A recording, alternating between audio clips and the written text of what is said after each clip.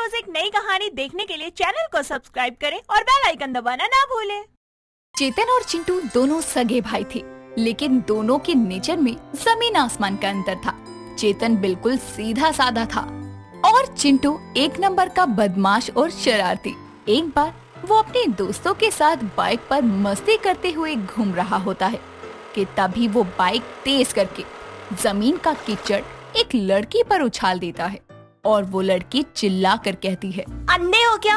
इतनी बड़ी लड़की दिखाई नहीं देती, सारे कपड़े खराब कर दिए। रोशनी की आवाज सुनकर चिंटू बाइक रोक देता है और उसके पास जाकर कहता है, माफ करना, मैंने बहुत बड़ी गलती कर दी। जो इतनी सुंदर लड़की मुझे दिखी ही नहीं। अरे आपके तो कपड़े खराब हो गए। चलिए मॉल चलते हैं, मैं आपको नए कपड़े दिलवा दूंगा और हम साथ बैठकर कॉफी भी पी लेंगे। शक्ल देखी आपने, तुम्हारे साथ और मैं कॉफी पीऊं? नेवर। इतना कहकर रोशनी चली जाती है और चिंटू उसकी इस अदा का भी दीवाना हो जाता है। जहाँ चिंटू आए दिन रोशनी को छेड़ता था, वहीं रोशनी चिंटू को जरा भी पसंद नहीं करती थी। ऐसे ही दिन बीतते जाते हैं और यूं ही एक दिन रोशनी की माँ विमला उसके कमरे में एक लड़के की तस्वीर लेकर आती है और कहती है, बेटी देख, तेरे लिए एक लड़का पसंद किया है। ये ही उसकी तस्वीर। चेतन नाम है, अच्छा कमाता है, शरीफ है, बड़े घर का है। माँ, अगर आपको लड़का पसंद है तो मुझे भी पसंद है। आपकी हाँ मेरी हाँ, भगवान ऐसी बेटी सबको दे। जल्दी तेरी बात चलाती हूँ। जहाँ एक तरफ विमला और रोशनी चेतन को पसंद कर लेते हैं, वहीं चेतन की माँ कमला भी चेतन के कमरे में जाकर कहती है, बेटा मैंने तेरे लिए ये लड़की पसंद की है, रोशनी नाम है इसका, एक बार देख के बता कैसी है। चेतन भी रोशनी की तस्वीर देखकर उसे पसंद कर लेता है और चेतन और कमला रोशनी के घर उसे देख कर आते हैं और रिश्ता पक्का कर देते हैं। चिंटू को ये बात नहीं पता होती कि रोशनी ही उसकी भाभी बनने वाली है, पर दोस्तों से ये जरूर पता चल जाता है कि रोशनी का रिश्ता हो गया है। जिसके बाद वो एक दिन रास्ते में रोशनी को अकेला पाकर उसका रास्ता रोक कर कहता है, तुम मेरे अलावा किसी से शादी नहीं कर सकती रोशनी, तू मेरी आइटम है, समझी क्या? मैं कहती हूँ मेरा रास्ता छोड़ दो। 2 दिन में मेरी शादी है, मुझे तैयारियाँ करनी है।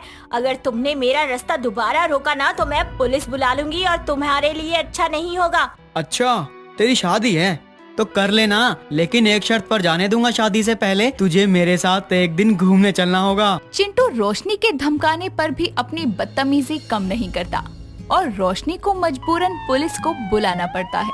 जिसके बाद पुलिस चिंटू को बहुत मारती है और जेल में बंद कर देती है। और उसके बाद चिंटू जेल से ही किसी से फोन मांगकर अपनी माँ को कॉल करके कहता है, माँ मैं चिंटू बोल रहा हूँ। माँ मैं एक हफ्ते के लिए गोवा घूमने आया हूँ, तो मैं भाई की शादी में नहीं आ पाऊंगा। तुझे शर्म नहीं आती चिंटू? यहाँ तेरे भाई की शादी है 2 दिन बाद और तू गोवा घूमने गया है। भाई की शादी जरूरी थी या गोवा नाच पिटे? माँ अचानक प्लान बन गया, दोस्तों ने टिकट बुक कर ली थी। मेरी भाभी से मैं एक हफ्ते के बाद मिल लूंगा। अब आप फोन काटो, मुझे बीच पर नहाने जाना है। चिंटू को बीच पर नहाने नहीं जाना होता, बल्कि एक हवलदार उसकी पिटाई करने आया होता है जो उसे जमकर मारता है। और 2 दिन बाद रोशनी की शादी चेतन से हो जाती है। चेतन और रोशनी की जोड़ी तो राम सीता सी थी, तो ऐसे में इनके बीच रावण का आना तो बनता ही था। रोशनी अपने ससुराल को अच्छे से संभाल लेती है और दिन बीतते हैं। जिसके बाद एक दिन रोशनी की जिंदगी का रावण चिंटू उसके घर के दरवाजे पर दस्तक देता है और रोशनी दरवाजा खोल कर कहती है, तुम यहाँ कैसे? निकलो यहाँ से।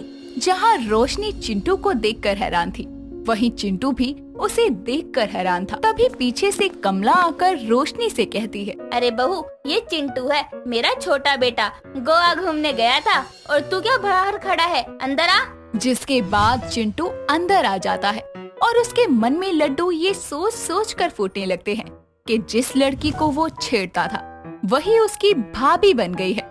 और वो मन में कहता है, वाह मेरी तो चांदी हो गई, अब तो मुझे खुलेआम भाभी से रोमांस करने का मौका मिलेगा।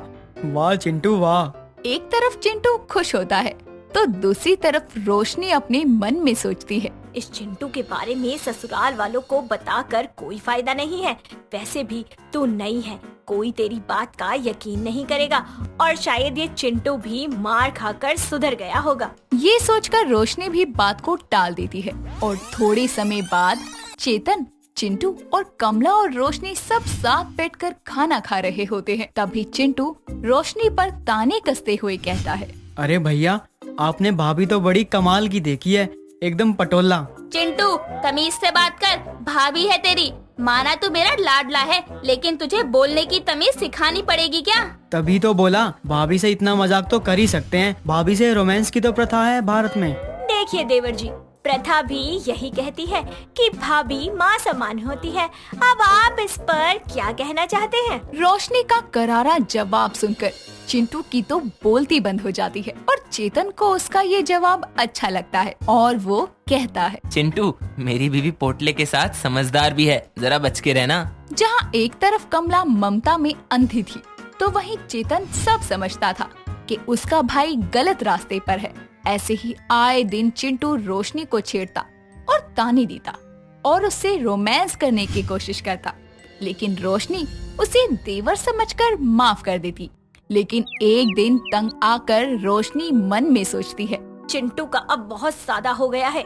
मुझे कुछ तो ऐसा करना पड़ेगा जिससे चिंटू का भाभी से रोमांस करने का भूत उतर जाए, मैं अपने ससुराल में अच्छे से रह सकूं, वरना ये देवर हमेशा मेरा बसा बसाया घर उजाड़ने में लगा रहेगा। समय बीतता है और रोशनी एक प्लान बनाती है, जिसके बाद वो भी चिंटू से हंस हंस कर बातें करने लगती है और उसे हिंट्स देने लगती है कि वो भी उसे पसंद करती है।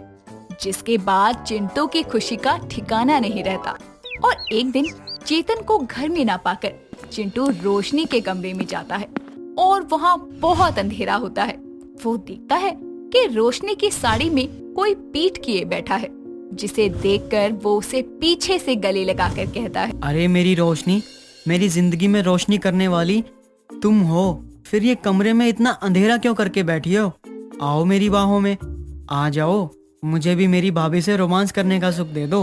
वो इतना कहता ही है कि तभी कमरे की लाइट जलती है और रोशनी और कमला पीछे से आते हैं और चिंटू ने जिसको गले लगाया था वो कोई और नहीं, उसका भाई चेतन था। तभी रोशनी कहती है, अरे चिंटू, भाभी से रोमांस करते करते भैया से भी रोमांस करने लगे। लगता है आपको लड़के लड़कियां दोनों भाते हैं।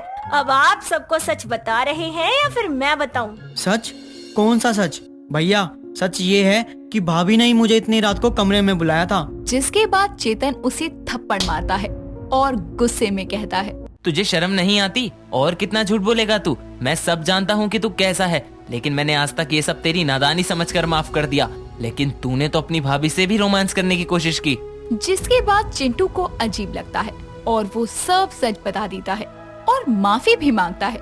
उसकी माफी सुनकर चेतन और रोशनी उसे माफ कर देते हैं।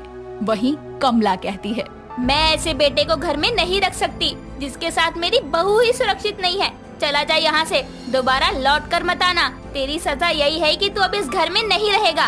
कमला अपने बेटे चिंटू को अपनी बहू की खातिर घर से निकाल देती है और चिंटू को भाभी से रोमांस की सजा हमेशा के लिए घर से बेदखल होकर काटनी पड़ती है। तो आपके हिसाब से उसने सही किया या गलत, हमें कमेंट करके बताइए। और अगर आप कमला की जगह होते तो क्या करते? दोस्तों, अगर आपको ये कहानी पसंद आई तो इसे लाइक करें, शेयर करें और कमेंट करके बताएं कि कहानी में आपको सबसे अच्छा क्या लगा।